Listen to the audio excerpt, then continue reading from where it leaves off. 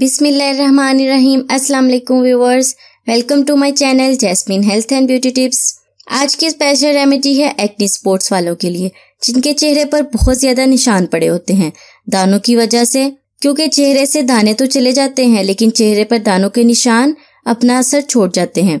दानों के निशान सबके चेहरे पर बुरे लगते हैं, चाहे वो लड़का हो या लड़की। आज की इस रेमेडी में दानों के निशान खत्म करने के लिए हमें जिन चीजों की जरूरत है, उसके लिए हमें चाहिए सफेद तिल, कलवंजी, हमें चाहिए ड्राई मिल्क और डिस्प्रिन की टैबलेट चाहिए हमें, और रोज वाटर चाहिए। रोज वाटर को आपने फ्रिज में रखना है, आपने ठंडा रोज वाटर यूज करना है।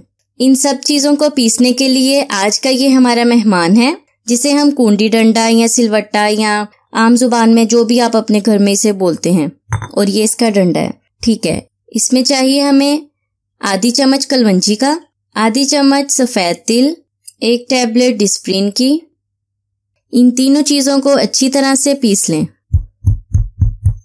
आपने इन्हें अच्छी तरह से पीसना है ताकि इनका पाउडर बन जाए।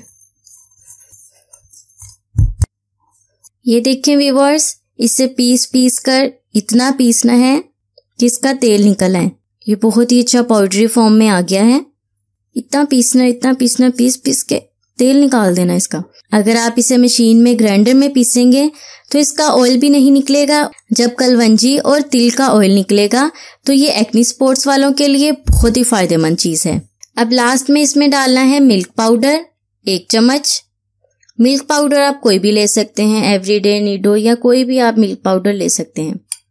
मिल्क पाउडर की 1 चम्मच डालने के बाद इसे फिर से पीसना है। हाय, पीस के मेरे तो हाथ दुखने लग गए।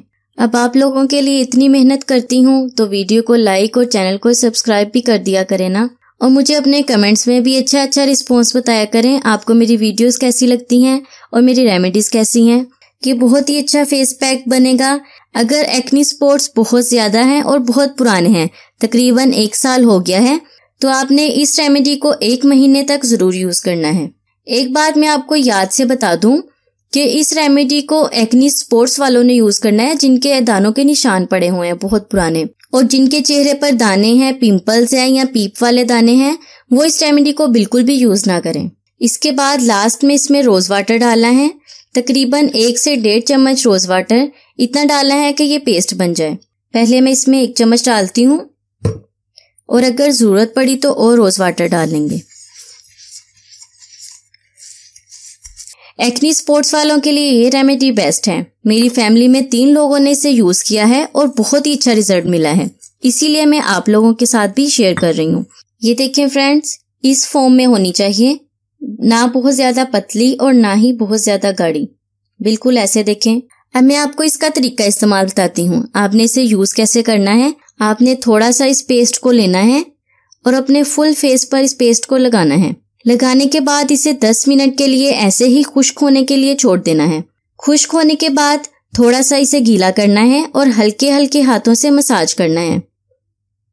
मसाज करने के बाद 2 से 3 मिनट के लिए इसे ऐसे ही अपने चेहरे पर लगा रहने देना है। उसके बाद नॉर्मल पानी से इसे वॉश कर लें। इस रेमेडी को यूज करने के बाद आपने साबुन का बिल्कुल भी इस्तेमाल नहीं करना। अगर बहुत ज्यादा पुराने निशान हैं तो इस रेमेडी को 1 माह तक आपने यूज करना है। अगर निशान कुछ पहले के हैं तो आपने 15 दिन यूज करना है।